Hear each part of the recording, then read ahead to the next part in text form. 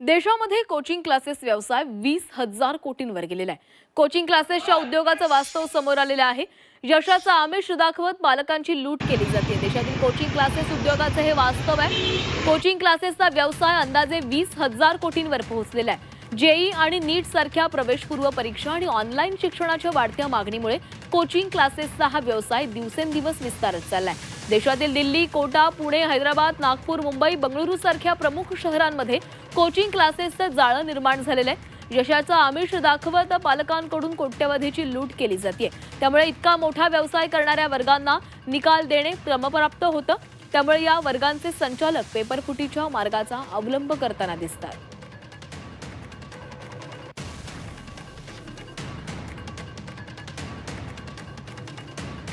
देशात कोचिंग क्लासेसचा व्यवसाय 20,000 कोटींवर आहे। पुणे, मुंबई, नागपूर, कोटासह छोट्या शहरातही कोचिंगचं जाळं आहे। नीटच्या 1 लाख जागांसाठी 22 लाख विद्यार्थी स्पर्धेमध्ये आहेत। 90% विद्यार्थी कोचिंग क्लासेसवर अवलंबून आहेत।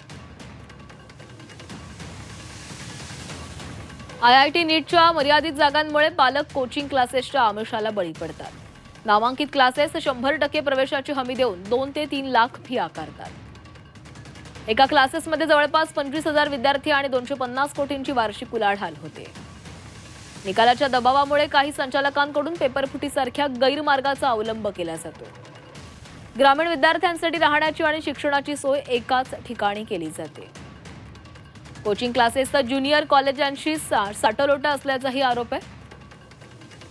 विद्यार्थ्यांचा केवळ नावापुरता कॉलेजमध्ये प्रवेश केला जातो। विद्यार्थ्यांची केवळ क्लासेसला हजेरी असते। कॉलेजला दांडी मारल्यानं हजेरी घटली मात्र सरकारकडून कारवाई होत नाही।